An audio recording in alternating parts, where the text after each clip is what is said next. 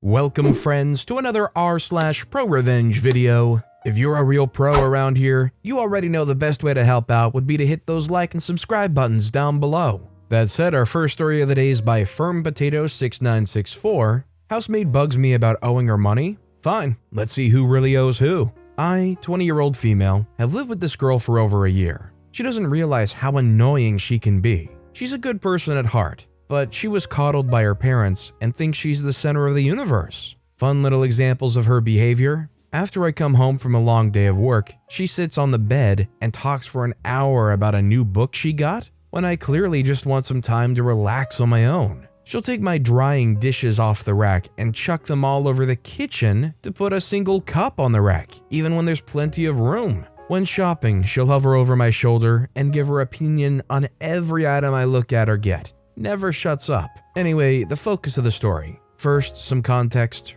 Her car stopped working, so I've been getting up at 5 every morning to drive her to work.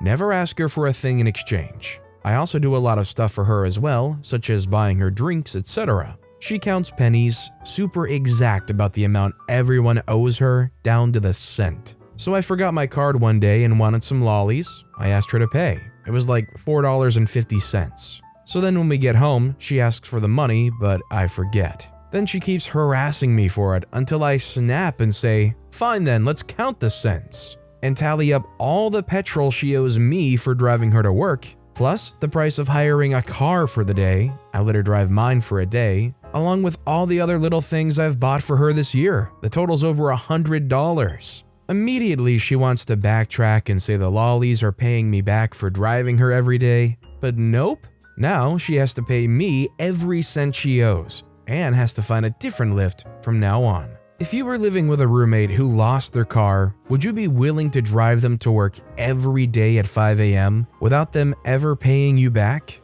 Or would you expect them to kick you back some kind of money? Let me know in the comments down below.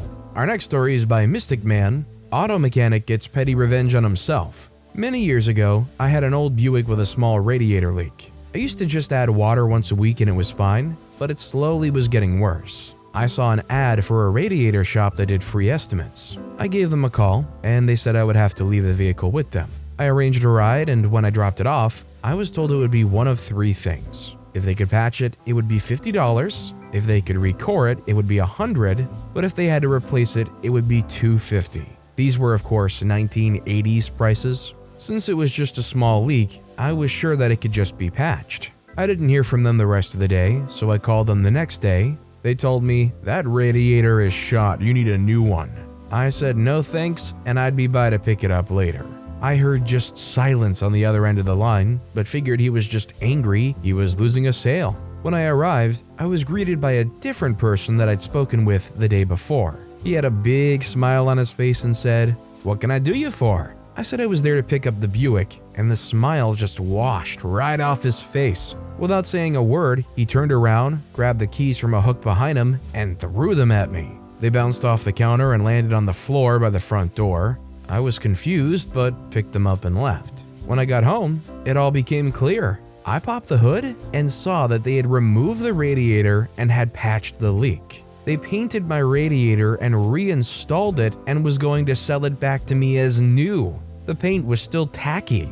I drove that car for another 6 years. It never overheated once. About 3 years after the incident, the shop went out of business. The dumb part is, if they told me they could patch or recore it, I would have said sure, go ahead. But since they tried to screw me, they ended up screwing themselves. Needless to say, this is the kind of stuff that would get spread around very quickly by word of mouth. If I found out this kind of thing happened and I got lucky, I would tell everybody I knew in that area not to go to these people because they're gonna try to screw you over for everything they can get out of you. This next story is by Teddy HCY, trolling a jerk biker. Just an hour ago, I was on my way visiting my mom. I was riding my bike under the speed limit when suddenly another biker flew past me going way above the speed limit, missing me by a few centimeters. I honked at him, but he just kept going, until I catched up to him at the red light. There, I noticed that his backpack was opened, and I instantly knew what I had to do. I waited for us to go further, then I catched up to him at the third light and told him, "Hey, your backpack's open and he dropped something." Spoiler alert, nothing actually fell from his backpack. He instantly checked his wide open backpack and asked, "What fell? Where did it fall?" I answered, "A few lights back there." He screamed, "Why didn't you tell me earlier when we were at the light back there?" I chuckled and said, "I was trying, but you kept speeding." And I just left him as the light turns green. I saw him making a U-turn from my mirror, believing that something actually fell from his backpack, when the reality was, I was fooling him because of what he did to me earlier. Of course, I told my mom about this, and we're still laughing about it until now. This is definitely one of those good ways to get back at these kinds of people. Nothing harmful, nothing that's going to put you or them in jeopardy or create some big, greater altercation. Just get this guy totally in his head, worried that he lost something, and waste his time a little bit, and you're long gone before they can do anything else. Our next story is by Honeybee4796. Heck hath no fury like a jerkhead owned. A couple years ago, 20, I got together with a guy when, unfortunately, I was in a very low mental state. I've struggled with depression and a couple other mental battles for a lot of my life, and at only 25 am I coming to terms with them and working through them. So yeah, bad mental state, was very vulnerable, and this guy I'd been friends with since school made a move on me on a night out. It filled me with hope that somebody could want me when I didn't want me, you know? He didn't lose any time in making me his girlfriend and played all sorts of mind games with me to get me attached to him. Worried about being good enough for him and fearful of losing him. A month in, he ends up moving in with me and my dog, part-time. Half the time he would still live with his parents, using me for money but didn't want to hook up with me. That was great for the self-esteem. Eventually it happened, but still, things kept getting worse. He would stand me up for dates, he would ignore me for days. I didn't know what was up and what was down. My folks didn't like him, neither did my friends, but I was a confused, vulnerable person back then. And he'd convinced me he was a strong, safe person for me, even though he never showed it. So for 6 months, mental abuse, assault, yelling, fits of confusing rage, degrading me, everything in the jerkhead's guide. The straw that broke the camel's back was when, because of an argument, I'd stepped outside my place for 5 minutes, gone to the shop across the road for a can of soda, come back, and my dog's nose was bleeding. He tells me my dog just suddenly started scratching his nose until it bled. But the guy's sadistic and has harmed animals before, plus he's a chef and knows what he's doing with a knife. At that point, I'm so done. I tell him to get out. When he doesn't, I actually shove him out the front door, lock it, and call my stepdad to help remove him. Stepdad is a 7+ foot tall guy, stocky, and takes no crap from anyone trying to hurt me. Well, the ex gathers most of his junk from my place that afternoon and leaves all his garbage and mess. I'm cleaning it up, and what do I find? A very expensive looking drone that he'd shown me once. I tried flying it but couldn't figure it out, plus it's not really my thing. Decided I'd sell it. Looking up the make and model online, it's worth nearly $1,000. Put it up on Facebook Marketplace for 100 British pounds, sold in under 10 minutes. Ex found out about this, and holy moly did I get a barrage of nasty messages. I told him I was using the 100 to get my dog stitches in his nose. Heck hath no fury like a jerkhead owned. Considering everything this jerk did and how much they could be, kind of in handcuffs over, they should probably accept this as a tax of sorts and move on with their life. This next story is by a Barth man dealing with a ridiculous liar. A number of years ago, I worked in a large office. Following yet another pointless reorganization, I was transferred to a newly created small team. My teammates' jobs had nothing whatsoever in common with mine, but hey ho, they had to put us all in some sort of team in order to control us somehow. The new supervisor for our small team was duly appointed. He was a bit younger than the rest of us and had no practical job experience, but he had an MBA, which impressed the bosses, and the rest of us didn't.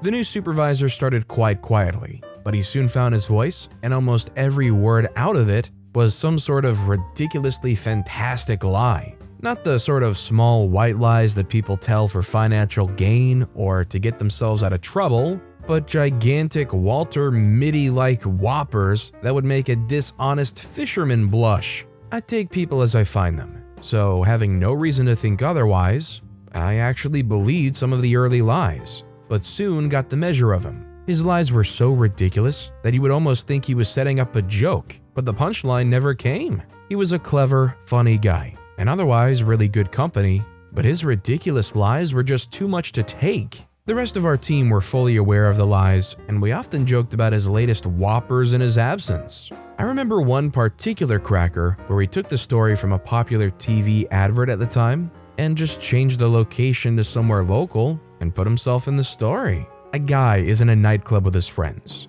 Man meets minor celebrity in the toilets and asks the celebrity to pretend to know him by approaching his table and greeting him by his name in order to impress the man's friends. When the celebrity later approaches the man and his friends at the table and greets him by his name, the man responds, "Not now, I'm with my mates." This was such a well-known advert at the time that it was incredible that he would use it. I sat back to back with the supervisor in the office, so I was an easy target to talk to when he turned around and wanted to share his latest fantasy story. As time went on, I found it incredibly disrespectful that he thought I was stupid and gullible enough to believe his lies. It's difficult enough to call anyone out on their ridiculous lies, let alone your supervisor, so I had to come up with something devious. I finally decided to record the details of the lies in detail and created a little password-protected document. Names, dates, locations, events, and all sorts of minuscule details. I almost started looking forward to hearing the latest ridiculous lies so that I could add it to my numbered list.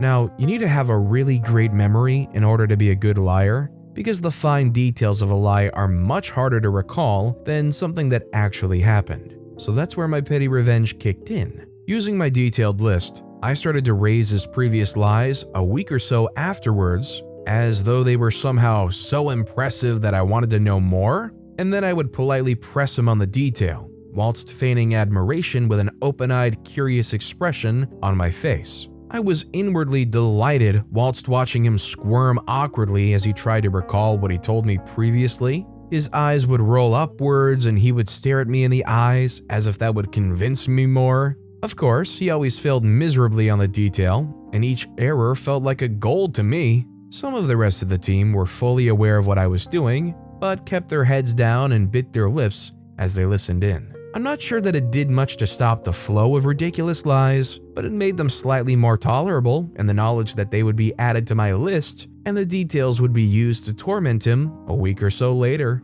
I think the main payoff would be just calling them out when they're blatantly wrong or can't recall. And if they try to shift and be like, "Oh yeah, that's right, I don't know where my mind was," you gotta attack them and beat them down on it until they realize everybody's caught on that you're just a liar, dude. And our final story of the day is by Rizzo1717, learning the importance of the principle of the matter via poetic justice. In December of 2020, another driver merged into me and tried to flee.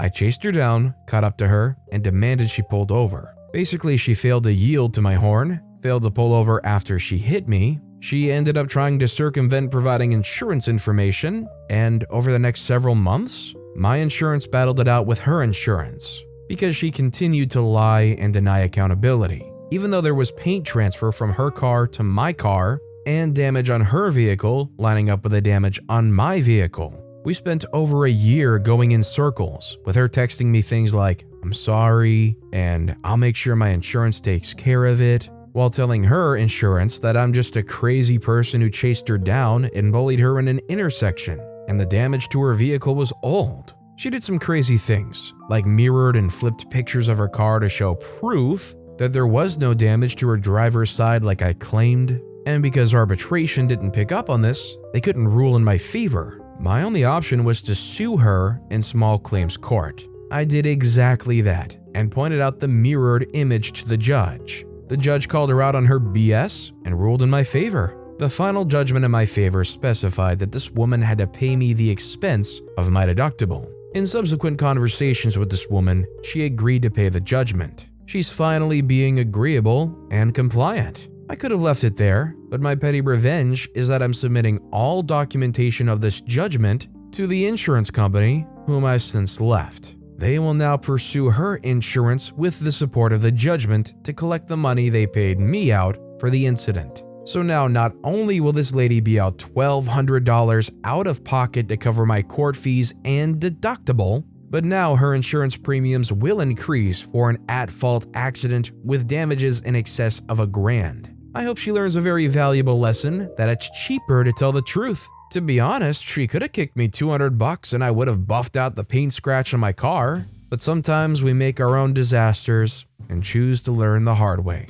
This is definitely an example of why you just tell the truth. If you're honest, you apologize, you seem heartfelt, they might be willing to just negotiate with you and get a cash deal. Maybe if you just pay a repair bill at a mechanic, you wouldn't have had to have worried about your premiums. You wouldn't have this long, drawn-out process, gone to court. Just would have been a crappy accident and it would have been over. But with that being said, that's all the time we have for today. So of all these stories I've read today, which is your favorite and why? Let me know in the comments down below. And if you haven't yet, if you could like and subscribe, that would mean a lot to me. Whatever you do, whether it's liking, subscribing, turning notifications on, all of it helps grow this channel and I appreciate the heck out of it. So until next time, I'll see you all tomorrow with some more stories.